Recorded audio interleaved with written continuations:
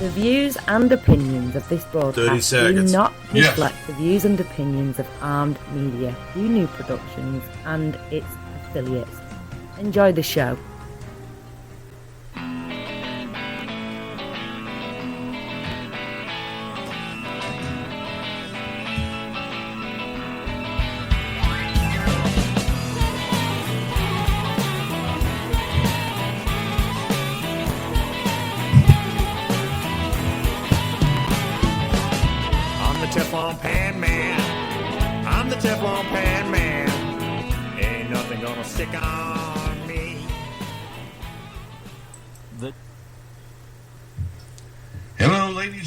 And welcome. Hello, ladies and germs, and welcome. I said that a second time to All You Can Eat. It is the podcast about deliciousness. I hope you're hungry. I am your host, Rob Rosenthal, coming to you live on tax day, it turns out, because tax day is late this year. I mean, it is July the 15th. We're right in the middle of the summer. Man, does time go by just a little bit too quickly? Although, then again, it doesn't, I mean, I don't know. Sometimes these days are starting to get long. I'm not going to spend too much time dealing with the general state of things these days. But instead, tonight's program, I am the guest. I literally have questions to ask myself. It's a potpourri of subjects. All, I hope, are delicious, because that is the nature of what it is that we do here. Tonight, for example, I just came across recently, when I say recently, I mean within the last couple of hours, there was an article in the Washington Post, and it talks about a buffet. So we're going to have a little conversation about what has happened to buffets in this time of kind of isolation and pandemic. We're going to get a little bit into a subject on who is the best chef in the world, because surprisingly, there's a whole lot of names on that list which has been compiled, which most people, and I include myself in this, don't even know. I have some grilling tips. I mean, it's summer eating. I have a combination of things. One is I've been collecting recipes. You know, Jimmy there in the studio just asked me if I've been, cooking. And the answer is I don't think I've ever cooked as... here's the thing. I always cook. I cook all the time anyway. But I guess here, at this point, it's like you're not even going out or ordering in. So it's a lot more cooking going on for me. And one of the things I've been doing is collecting recipes. And if you know me, well, and even if you don't, here's what it is that you need to know. I start seeing more than 5 or 6 ingredients on a recipe, my eyes glaze over. I just don't have the patience. I don't have the interest. I don't want to cut and chop and paste all day. I am interested in how do you get the most taste with fewest ingredients and the least effort. That is my formula in 6 words. Most taste, fewest ingredients, least effort, my friends. And with that being said, when I collect recipes that reflect that sensibility. And so we're going to talk about some of those. And in addition, because I am your recommender-in-chief, I am your recommendation engine, I am a guy that recommends things based on my experience, and I will only recommend those things that I truly, genuinely believe in, and with full disclosure, so that if anybody's handing me something or paying me, you will be the first to know. I'm more interested in providing the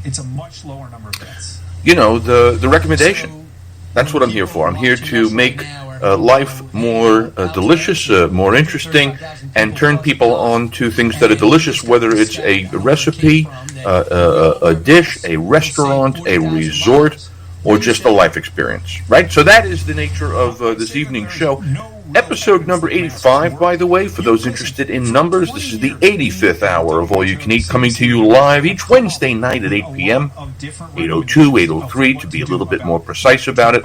And, of course, available to you if you don't happen to be listening live on Armed Radio, which you can hear from essentially anywhere in the world if you have a computer. By tomorrow at this time, my friends, you go to your iHeartRadio podcast, look up All You Can Eat. You will find 85 editions of All You Can Eat.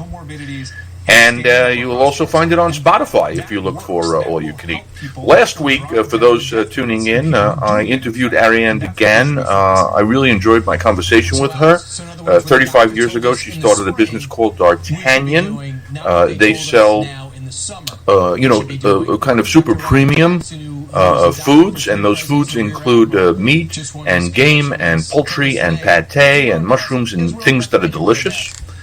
And I just want to give a shout out to my very own Uncle Barry, who tuned into the show and told me that he disagreed with Ariane Ducasse when she said, basically, I had asked her, what's the story with foie gras? Because they're talking about making it illegal in places like New York and California because maybe the one you're having right now. The talking heads and you the thinking is that it's an inhumane treatment of the geese or the duck because you're kind of force feeding them to fatten their liver, which you then convert into fat liver, otherwise known as foie gras. And I said, and she said they are completely mistaken about that. That they not only are treated humanely, these animals, but she actually invited a whole contingent of politicians to the farm where these ducks and geese are being kept, and of course the politicians refused to come. But that's a long way around the story, which is that my Uncle Barry said that he disagreed with Ducasse about the ducks, about the foie gras, because all quacks matter. All quacks matter. I just thought I would pass that on because, well, there you go. I found it entirely entertaining. First up tonight, my friends, is the subject of the buffet. The article, which I'm going to pretty much, I'm telling you right up front here, I'm going to pretty much read through the whole article with you together. Because if you don't subscribe to the Washington Post, you won't actually probably be able to see this. They have the paywall situation. Anyway, I'm looking at an article called Welcome to the New Buffet, which isn't a buffet anymore. Written a couple of days ago, 2 days ago, in fact, literally a couple of days ago, by Tim Carmen. Good for you, Tim. Part of a series of stories on experiences that the pandemic has endangered and whether they're worth saving. So there you go. That's the conceit here. And Tim here says, Tim, right? Yeah, Tim. Before every stranger and every set of communal salad tongs became a threat to our existence, the Bacchanal Buffet at Caesar's Palace was the ultimate grazing land for herds of wandering tourists in Las Vegas. The Bacchanal Buffet. It served more than 3,000 people a day across 9 stations, featuring hundreds of items, including, and I hope you're hungry because I like this list, nigiri sushi, dim sum, rotisserie chicken, bone marrow, 12-hour roasted American Wagyu, paella, lobster bisque, snow crab legs, chicken and waffles, gnocchi, pizza, deviled eggs, pho, it's actually pronounced pho, it's that Vietnamese soup, miso soup, and here he puts in parentheses, pause for breath, because then we go into Penang curry, cheeseburger sliders, soba noodles, poke, the aforementioned foie gras, this time with the peanut butter and jelly, oysters on the half shell, shrimp and grits, street tacos, pozole, mapo tofu, General Tso's chicken, avocado toast, peppercorn crusted prime rib, and I haven't even touched upon the dessert items yet. If you had a hankering for some dish in the world, the odds were good that you could find it on the Bacchanal Buffet, prepared by one of nearly 50 cooks employed to set and reset again the daily feast. Tim goes on. You know what happened next? Buffets, along with salad bars, hot bars, continental breakfasts, condiment stations, and anything else that allowed customers to serve themselves, were one of the earliest victims of the pandemic. The Bacchanal Buffet was no exception. The federal government has recommended restaurants, hotels, and supermarkets and the like discontinue any operations that require customers to use common utensils or dispensers. Which reminds me of a very funny picture that I saw in Starbucks next to the syrup dispenser, which said, no, this is not hand soap. Journalists then started writing the buffet's obituary. They wondered if the pandemic would permanently padlock the gate at the Golden Corral. If anything, the coronavirus outbreak has simply reminded us of the risks already inherent in buffets. To be clear, buffets in and of themselves are not a problem. Tim says, I've enjoyed many and still drool at the thought of the rainbow swirl of chots, curries, and doses available on the buffet at Woodlands, the South Indian restaurant in Langley Park, Maryland. I'd like to go there. No, the problem is people, in all our glorious and maddening unpredictability. The buffet has always been in the business of fantasy fulfillment. They promise all you can eat. The name of this podcast, my friends, they promise all you can eat, because that is the American way. They allow you to serve yourself, accountable only to your appetite and your conscience, not some server who may have the temerity to ask, is this all for you? They offer public gluttony at affordable prices. But buffets also require vigilance from people on both sides of the line. Cooks and managers must monitor the food to make sure hot dishes stay hot and cold dishes stay cold. That's just a health thing. They must switch out common utensils on the regular to keep them clean and sanitized. They must toss food that is sat for 2 hours or longer at room temperature. And by the way, that rule goes for you too. If you cook something and it's been at room temperature for 2 hours, either toss it or get it in that fridge then, because after that you're building bacteria. I go on. But even with careful management, the buffet is only as sanitary as its customers, and this is where the horror stories multiply faster than bacteria on room temperature tilapia, such as the kid who licked a serving spoon and stuck it back in the mac and cheese tray, the guy who took bites of pizza and dipped his slice into a communal wonton soup bowl, the 1999 New York Times analysis of 7 food and salad bars in Manhattan which found, quote, high levels of bacteria, yeast, or mold in most samples, indicating that the food had been kept at improper temperatures and for too long, and that much of it was either spoiled or on the verge of spoiling, unquote.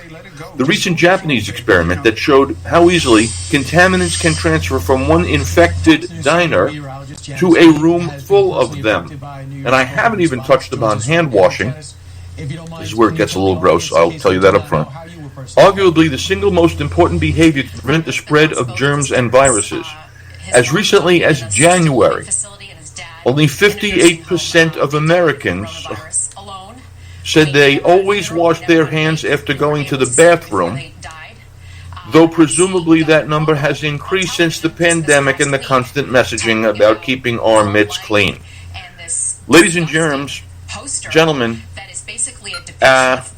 because you know when it says 58% of Americans said that they always wash their hands, that if you separated that between men and women, my guess is that there would be fewer men and maybe more women. But the point is, 4 out of 10 Americans go to do their business in the bathroom, don't bother to wash their hands, on their way to the tongs at the buffet. Now you understand why buffets are on hold. Humans. I go on. You'd have to say the risk would go up just because the number of touches are higher at a buffet, says Ruth Petran, a senior corporate scientist for food safety and public health at Ecolab. There are viruses that can get on those surfaces and then be picked up by the next person coming along, but it still has to get from that person's hand into their body. This is where, she adds, 20-second hand washing becomes your best friend. The coronavirus and its associated disease, which has killed at least 135,000 people in the United States, have put all these concerns back under the microscope, which is why so many buffets remain closed. The buffet's common surfaces, counters, utensils, salad dressing bottles, dispensers, condiment stations, are viewed as potential sources of transmission, though that fear may be more perception than reality. Petran says it's possible to contract the virus from surfaces, but the risk is pretty low. What's more, there's no evidence whatsoever to suggest you can get the coronavirus from food, which goes through our digestive system, not our respiratory system, where the virus attacks. The main transmission route remains person-to-person contact. Petran says, which is why she recommends that buffet managers adopt the usual protocols, social distancing, mask wearing for staff and customers, and regular hand washing before and after visiting the buffet. She has also noticed that some owners have transformed their buffets into cafeteria-style operations with employees plating food instead of the customer. They've come up with other solutions too, such as pre-proportioned servings ready for pickup, or even endless entrees delivered to your table. How much fun for servers looking to limit their interactions. All of our restaurants are reopening with new curbside pickup service, and many of them partner with local delivery companies, says Lance Trenery, the president and chief executive of Golden Corral. The Bacchanal Buffet will adopt a few similar policies when it reopens in late August after a multi-million-dollar renovation. In an email, a spokesman for Caesars Entertainment says diners will no longer share tongues, which makes sense. Everybody should have their own set of tongues. And the buffet will offer more miniature composed dishes than ever before, and all-new tableside delivery of popular and innovative items like lobster bisque, Cajun seafood boil, foie gras PB&J, and cheeseburger bao buns. And you know what? If you brought me those 4 dishes at a table, I'd feel like, that'd be pretty good. I don't need the other 39. Lobster bisque, great. Cajun seafood boil, foie gras, peanut butter and jelly, and give me some cheeseburger bao bun, please. The menu remains in flux, but it will continue to have hundreds of options, the spokeswoman adds. Of course it will, because it's all you can eat, the podcast about deliciousness. All of these are smart survival tactics, but you know why they aren't? They are not the same as a buffet. Curbside pickup is not a buffet. Mini composed plates are not a buffet. California-style service is not a buffet. A buffet is one of the last places where adults can feel like a kid again, overwhelmed and delighted by all the options. But more than that, it's a place where accidents happen. The food on your plate knows no boundaries, as sauces, meats, and vegetables tumble and collide into involuntary mashups, some more delightful than others. I mean, that obnoxious dude mentioned above had to somehow learn that he liked pizza dumped in wonton soup. He loved it enough, in fact, to risk public shaming. The current format won't foster such accidental fusions, nor will it foster much interaction between diners, which to me is an integral part of the buffet experience. I've learned a lot about Philippine, Brazilian, Indian, and Pakistani fare while standing in a buffet line. Those days appear to be gone for now, which is why, aside from the sheer risk involved in dining out, I won't be staking out a buffet anytime soon. Not until I can recognize it as one, and not until I can talk to my buffet neighbors freely without spreading anything more than information. That, folks, is from the Washington Post 2 days ago, an article by Tim Carman that I read. Welcome to the new buffet, which isn't a buffet anymore. I have something else that I'm going to come to here. It's a quick one, but I think it's related because they did a survey they just sent me. Let's see if I can find the survey right now. Where are you? Grilling, chefs, snack essentials. Here's the survey. You ready for this? Here's where Americans would like to eat when shelter-in-place is lifted. Right? Mr. Carman, of course, whose article I just read, wants to go to a buffet. I'd be a little more cautious when it comes to buffets and the snack bar and the salad bar and all that kind of stuff. But I feel you have to feel it's terrible. I mean, yeah, I'm cooking more. We're all staying at home more. We all order in more and all that kind of stuff. But I do miss going out and sitting down in a restaurant. Everybody does, and that business is being completely decimated, destroyed. The restaurant business. I mean, anything that you can do to support local restaurants, go ahead and do, and even further than that, if you can, and you want to do something, that's both helpful and healthy, get your butt over to whoever locally sells fruits and vegetables and fish and, meat, whether it's farmers or butchers or the farmers market or, the seafood people or the cheese. I mean, spread what you got if you can. Anyway, I take you back to the survey. They did a survey here. Let's see if I could. I don't know why the computer. There we go. What the survey is? Let's see, 1,500 American adults.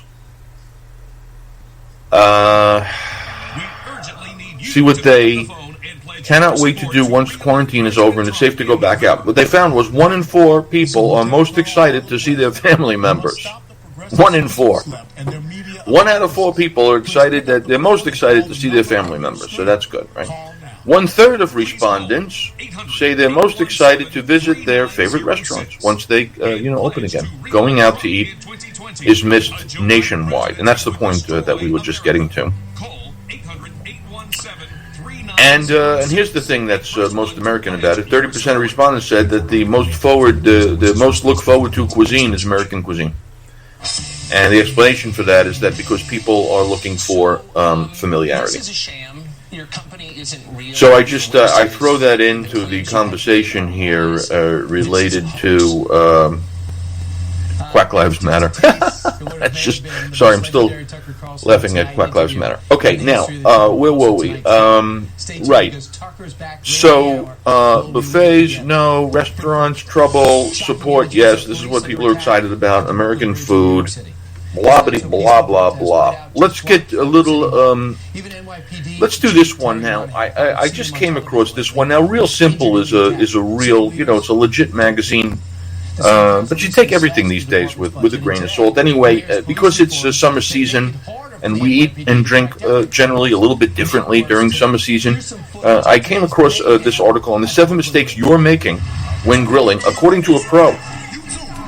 Plus expert advice on how to cut your cleanup time in half. Well, nobody's going to argue with that. So because it's summer season, ladies and gentlemen, according to Chef Andre Rush, he's one of the top chefs in the United States military and an award-winning member of the U.S. Culinary Arts team.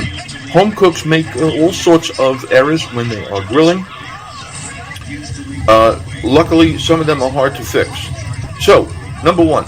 Here are your 7, what do they call this thing? 7 mistakes you're making. Okay, here are your 7 mistakes you're making if you grill. Choosing the wrong type of grill method.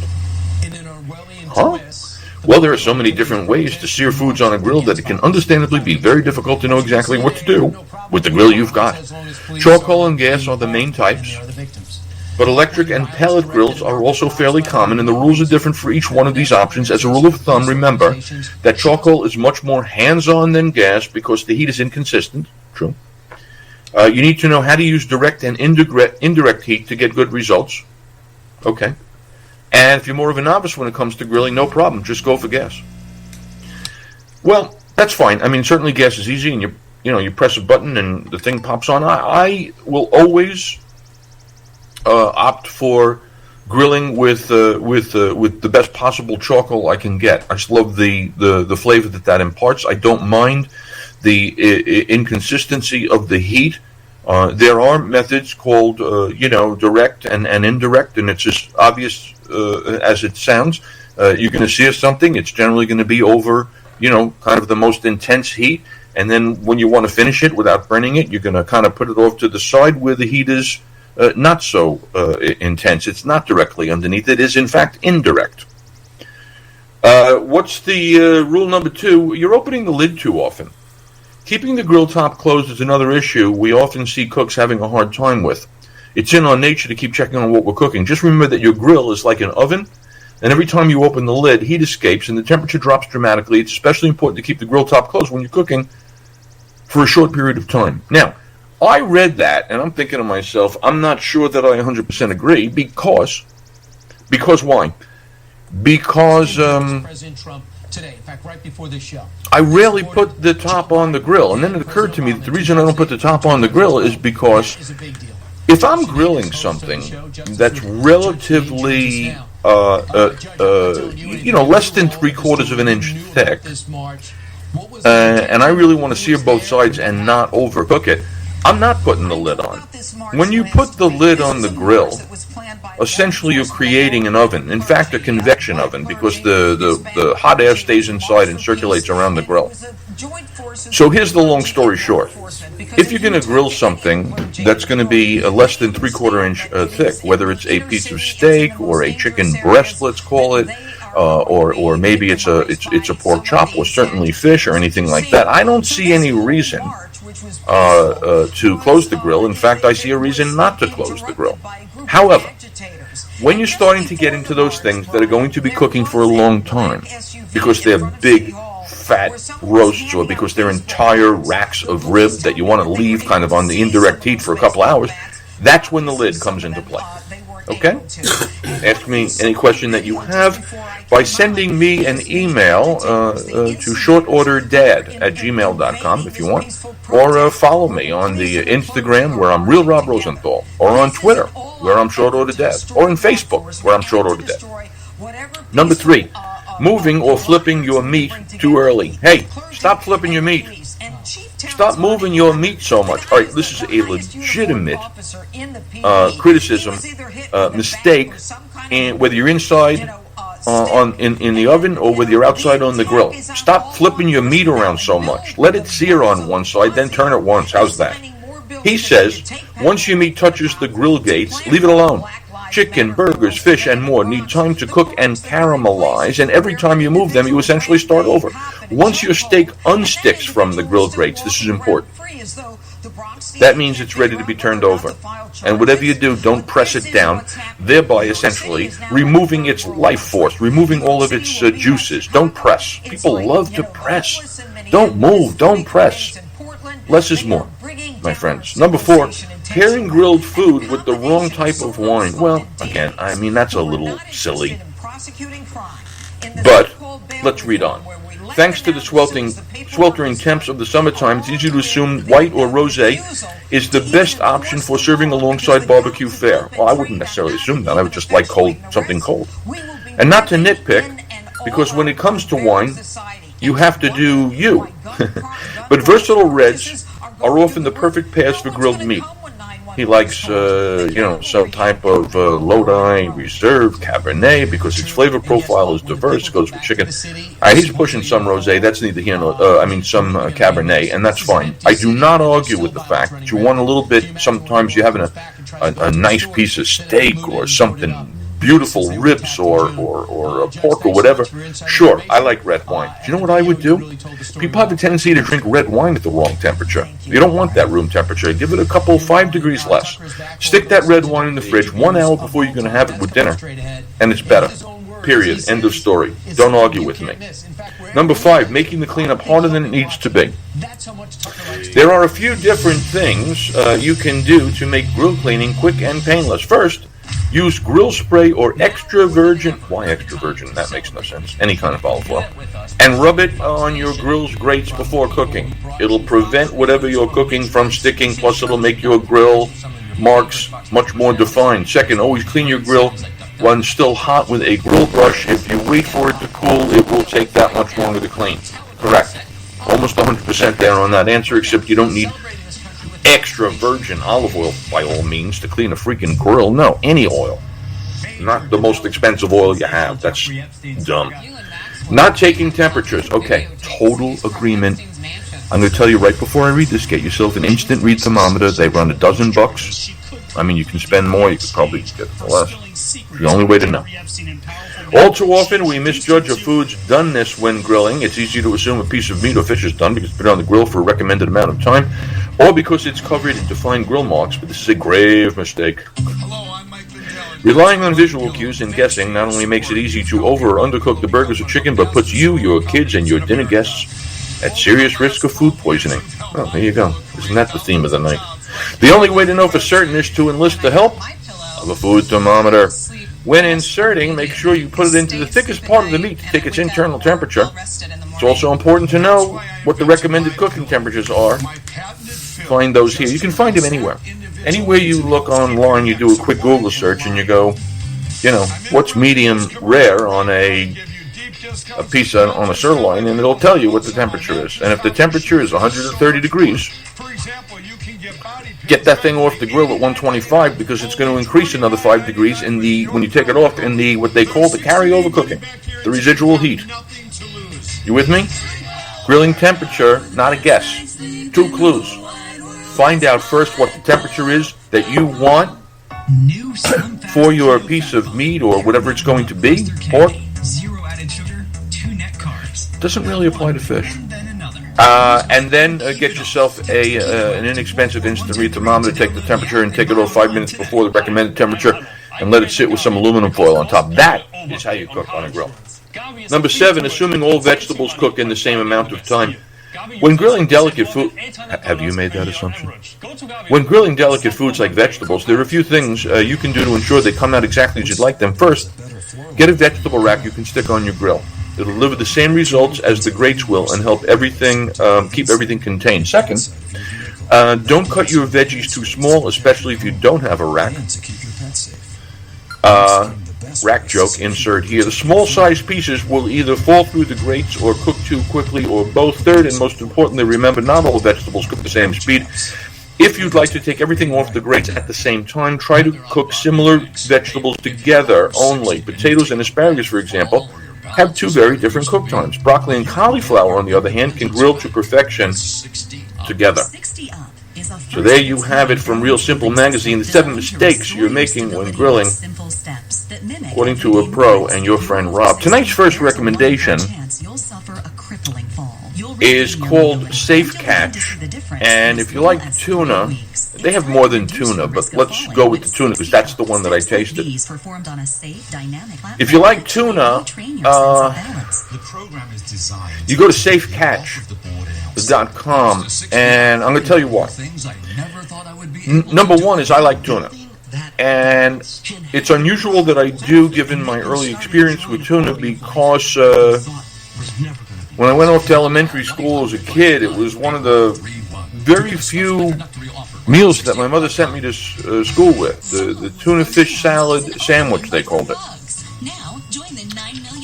In my case, because my mother was a working woman, she was a school teacher, so she would make, I guess, 7:30 in the morning. She would open up a can of your, bumblebee or your chicken of the sea, and you drain that, and her method was some mayonnaise, a little bit of onion, a little bit of celery, finely minced. And you could make a case even today, that would not be terrible. Except it was beyond terrible. It was god awful. It was a nightmare because 5 hours after she made that tuna would be when I would take it out of my little Superman lunchbox there in school, and the stench was unmistakable because it was the same smell that you would have if you would open a can of cat food. Moreover, the tuna itself at this point was warm. And if there's anything I don't like, it's warm tuna fish salad, like casserole. Like never in my life have I had anything called tuna fish casserole because I think, tuna out of a can should be, at worst, room temperature. At best, it has a nice chill to it. And finally, this should come as no surprise, but when you put mayonnaise and tuna and celery and carrot on 2 pieces of white bread, they end up soaked. I mean, to say that the bread was like a wet mop would be a compliment. It was this just gross handful of sponge that was warm and smelled like cat food.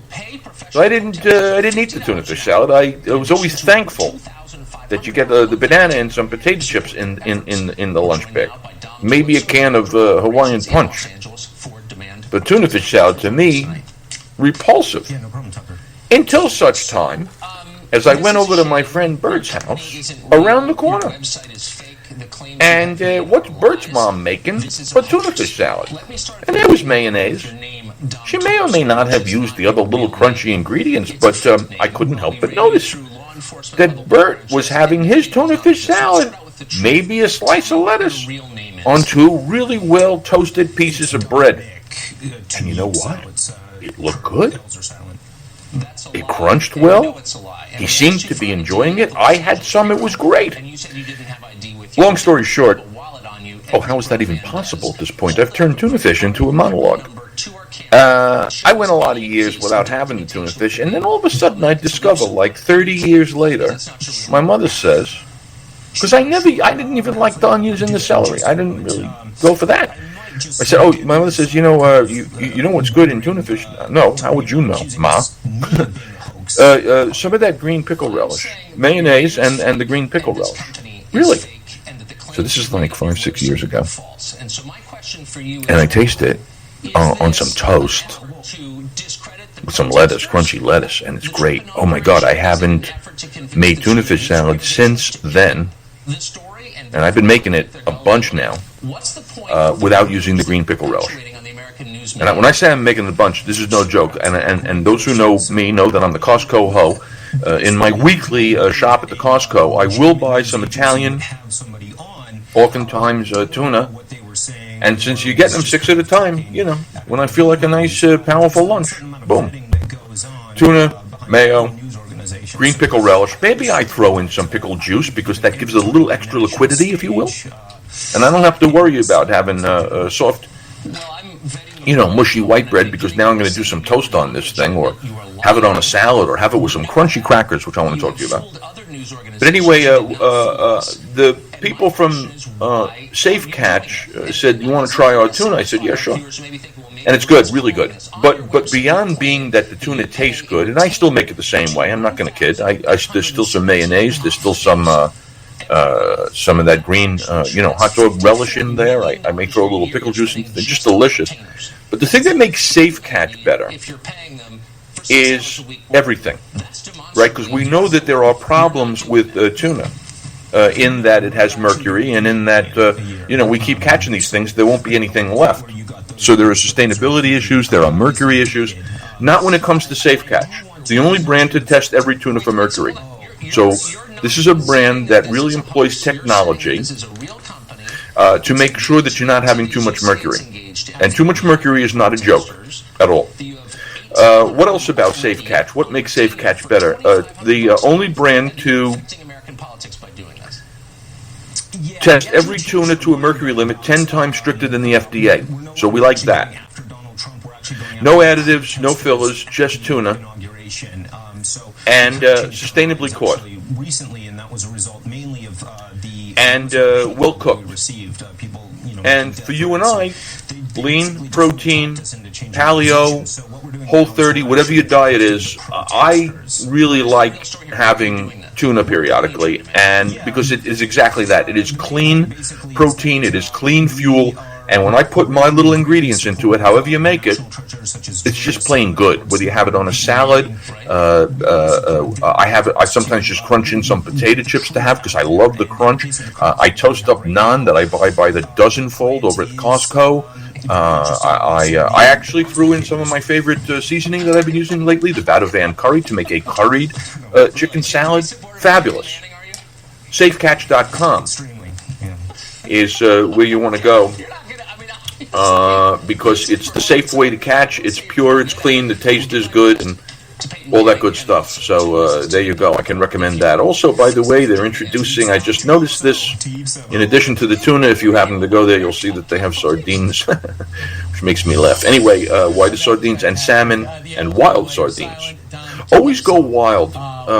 When I say go wild, I don't even say this joke. I'm on the...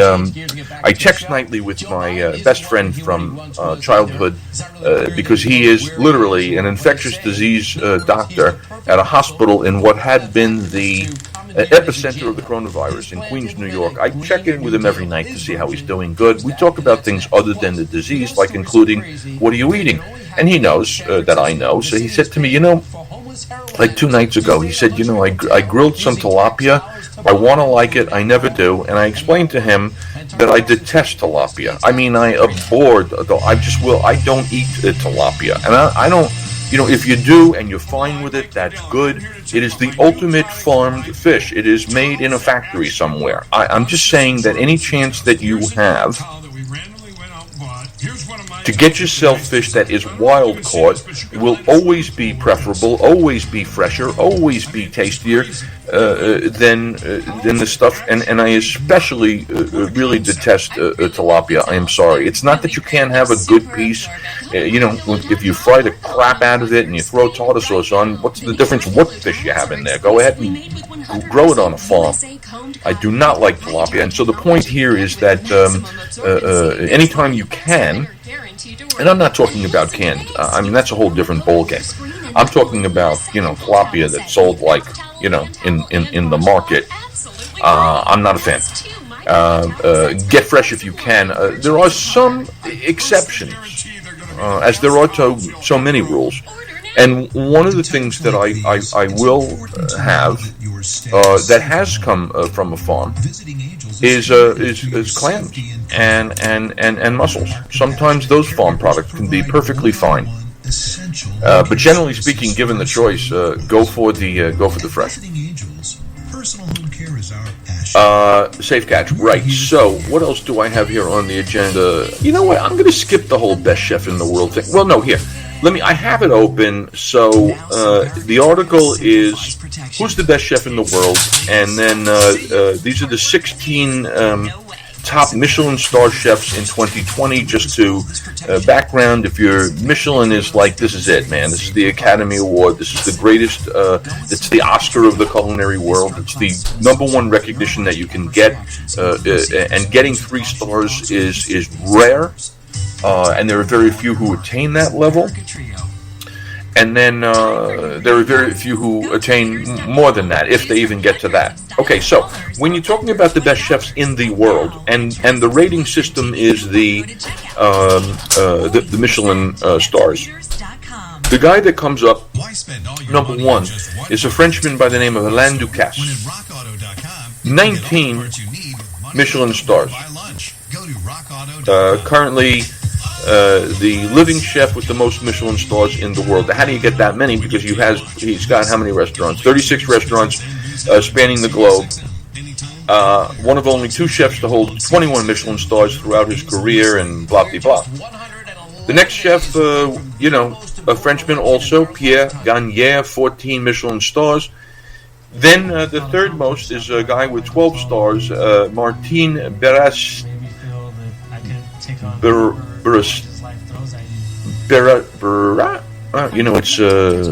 It's a Basque name. Berasatagui. Martin Berasatagui. That sounds better. A Basque chef. Then you get to another Frenchman whose name you probably haven't heard. Yannick Aleno.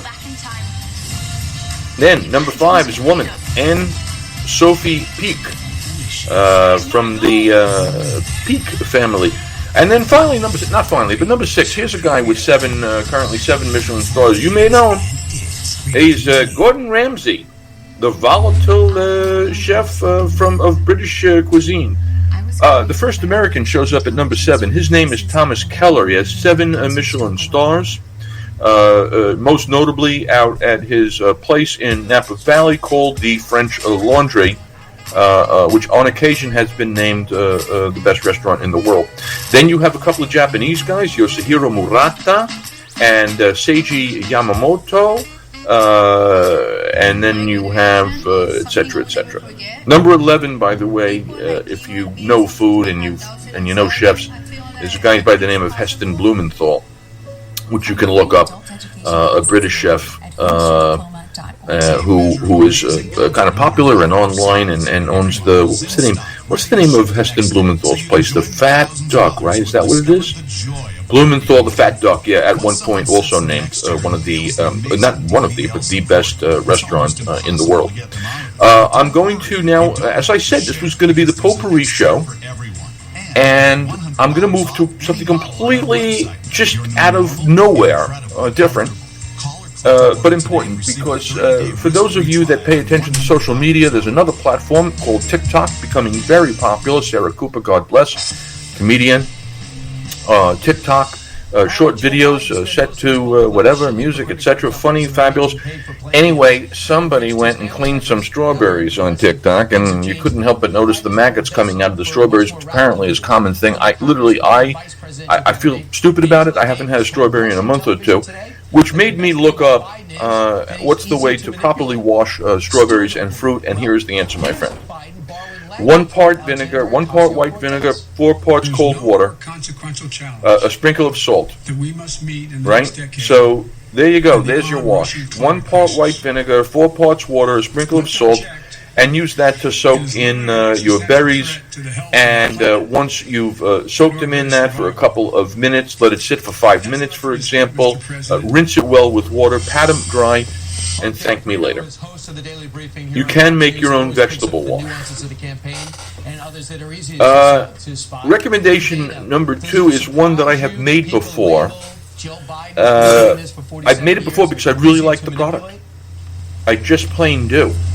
And I like it for a variety of reasons. The most important being the taste. The second, in this case, because they're crackers, is the crunch. And the third is for those people that, and I'm not. I actually love gluten. Some people are gluten free. I'm gluten free for all, baby. Just give me the gluten. You got gluten? I like gluten. You can't have pizza without good gluten. You can't have a loaf of bread.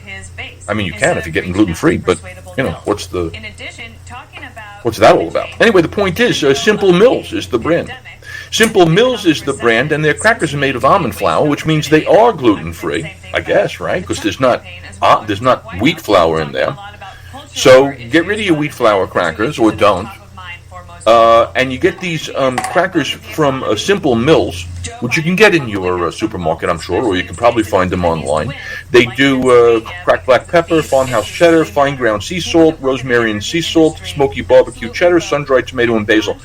My favorite, if I had to pick one, I actually like the fine ground sea salt. I like the rosemary and sea salt too. So if you want crackers, I got to be honest with you, Simple Mills, and you can also find them, needless to say, and Costco, ladies and gentlemen, and there they sell, just, I think, kind of everything is huge. Next up on tonight's agenda of the potpourri, here on All You Can Eat with Rob Rosenthal. It's a Japanese word which I came across, and I thought this word is talking to me. The Japanese word is kuchi sabi shi. Kuchi sabi shi. Can you say that? Kuchi sabi shi. Kuchi sabi shi. What does it mean? Why do I keep saying that? Because I love it. Kuchi sabi shi is when you're not hungry, but you eat because your mouth is lonely. I can't think of a better way to describe my eating pattern. Rob, what are you doing? Please, it's kuchi sabi shi. Why are you eating? Because my mouth is lonely. Are you hungry? No, but my mouth is lonely. I'm going to put some Simple Mills crackers in my mouth, and I'm going to have it with some of that Safe Catch tuna, because that's just the way I am. And I'm going to make it the way my mother taught me, with some Hellmann's mayonnaise and some of that Heinz pickle relish, hot dog relish, that green stuff, that vibrant emerald green stuff. And then I keep, by the way, food hack. When you're done with the pickles, keep the juice. Because you want to, lighten up a tuna fish or a chicken salad or a salad dressing, and you go, what do I want to put in this thing to kind of just like open it, enliven it, liquefy it a little bit? And you know what? Pickle juice. I make a pickle vinaigrette. How do you make a vinaigrette? You know the answer to this. You mash yourself up a clove of garlic or a little bit of shallot. You put some vinegar, whatever your favorite one is. Let's call it red wine vinegar. Into a jar or into a bowl with a little bit of that garlic or a little bit of the shallot. You put in anywhere between a teaspoon to a tablespoon of Dijon, French Dijon mustard, because you like mustard. That's how you determine how much, but you're really using it because you're going to emulsify or blend the dressing. You're going to put some salt in this thing, crack in some black pepper with if you want, and then the rest is the oil and the whisking of it all. How much oil? I don't know. You could go 2 times as much as the vinegar you used, or 3 times. That's the general way that you make a vinaigrette. You want to lighten the thing up. You want to make it interesting. You can throw in some herbs. You can throw in some spices, or you can throw in a little pickle juice, and you have a pickle vinaigrette. Yes, you're welcome. And may I just say, kuchi sabi shi. Kuchi sabi shi. Kuchi sabi shi. Why is my mouth so lonely? I don't know. I'm going to feed it. Spaghetti. I'm moving into a couple of recipes here because we only have a few minutes left, and as I said, I've cooked more during this past 4 months. I cook, by the way, generally all the time. I mean, I'm the guy doing the cooking. Just the way it's been in my household for 20, I don't know, more, 20-something years. Okay, fine. The point is, anyway, I'm the guy doing the cooking. And I wrote a cookbook. If you know me, you know that cookbook is called Short Order Dad, One Guy's Guide to Making Food Fun and Hassle-Free. That is the way I operate. It has to be fun, it has to be hassle-free, and most importantly, it has to be delicious, using the fewest ingredients with the least effort to get the most taste. One of those dishes in the recipe that I have, I collect every day. I see a recipe and I go, all right, yeah, that's got 3-4 ingredients. I'll try that. And this is classic.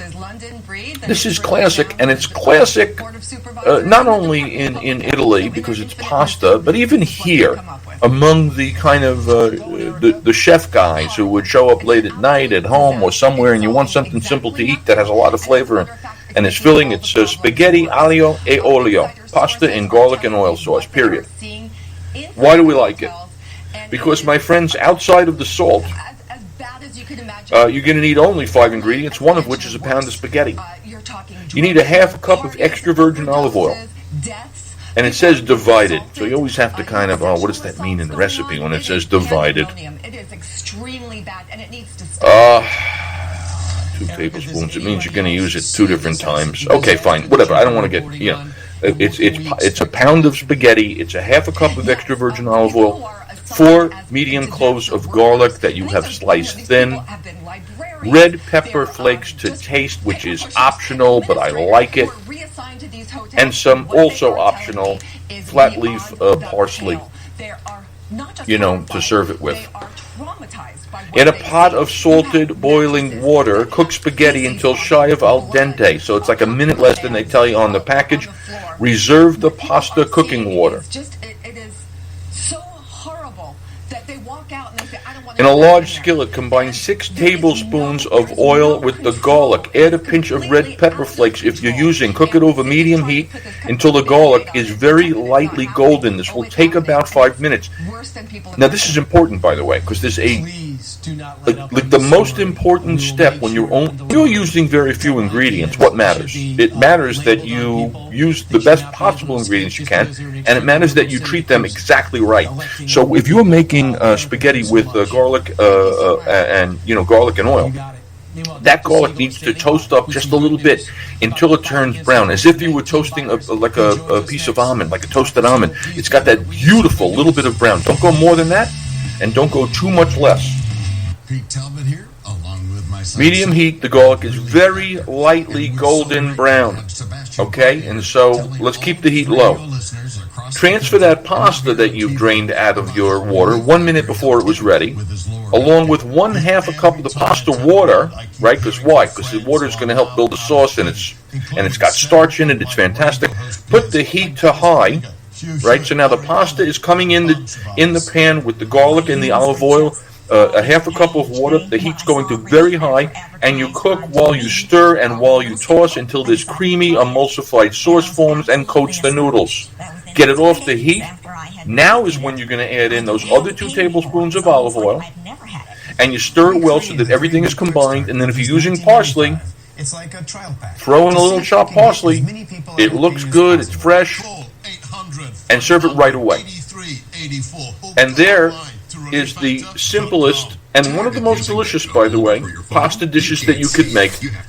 And if you take out the optional things, and you don't count the salt, which you have in your house anyway, you got 3 ingredients, and it's just delightful, delicious, good eating.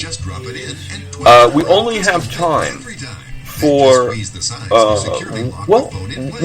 going to do 2. We have time for one more recipe, and it's called butter bath corn. Now, I mentioned butter bath corn. Why? Because corn is coming into season. We love corn. There's 1,000 ways to make it. I eat it straight off the cob sometimes, right out of the field. You can tell how sweet it is. You don't have to cook it. You just peel it. I like it on the grill. I like it steamed. I like it cut off the cob and then sauteed. I like it every possible ways you could make it. But here's one that I don't use. And I could, by the way. If you feel like you have a piece that you want to have butter, here's what this recipe says. Get yourself 4 cups of water, 6 ears of corn, a cup of milk, a stick of unsalted butter, and a teaspoon of kosher salt. Fill a pot with 4 cups of water, bring it to a boil of a medium heat, husk and halve 6 ears of corn. Add a cup of milk to that boiling water. Add a stick of unsalted butter, a teaspoon of kosher salt. Carefully add the corn to reduce the heat to medium, and boil it for 8 minutes. Use the tongs to remove it, and then you have butter bath corn. You know it's going to be good because it's butter and corn and a little bit of milk. One final thing, because Goya has been in the news, a lot of people use their Goya's Adobo Seasoning, and you can also make your own Adobo Seasoning. So here's all you need to know. 3, write it down, because if you want Adobo Seasoning, which is a great kind of Latin spice blend, you only need 5 ingredients. The proportion kind of matters, so here you go. 3 tablespoons of garlic powder. Next, 2.5 tablespoons of salt. Next, 2 teaspoons of ground black pepper. Always grind it yourself, please. Better.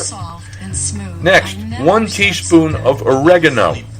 And by the way, if you can get, if your market has Mexican oregano, get the Mexican oregano in this. Better. And then finally, 1/2 teaspoon of ground turmeric, which is that intensely yellow spice. 5 ingredients to get yourself an adobo that Goya is making for you in a factory and charging you a lot of money for. Well, I want you to know that I had a good time being with you all here tonight, coming to you live on the 15th day of July, the day that if you haven't paid taxes, you have 3 hours left, because it is now close to 9 p.m. Eastern Standard Time. You're listening to episode number 85 of All You Can Eat, with me, Rob Rosenthal, also known as Short Order Dad. And, my friends, I will be back with you next week, all things considered. Everything is still good. Things are proper in the world. Hopefully everybody is safe and sound. Keep cooking. And if you need me, again, find me Short Order Dad on Twitter, or Real Rob Rosenthal on Instagram, Short Order Dad on Facebook, or you can certainly, anytime you want, pick up a copy of Short Order Dad, One Guy's Guide to Making Food Fun and Hassle-Free. Until next time, my friends, remember, life is short, so never waste a meal. The 22-year-old virgin is in the house. I'm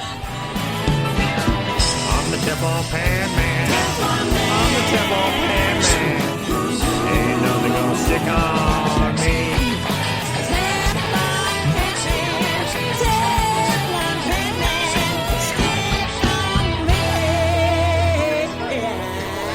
All sides of the political aisle are cheering. We already had great news from Moderna this week that they are showing a robust immune response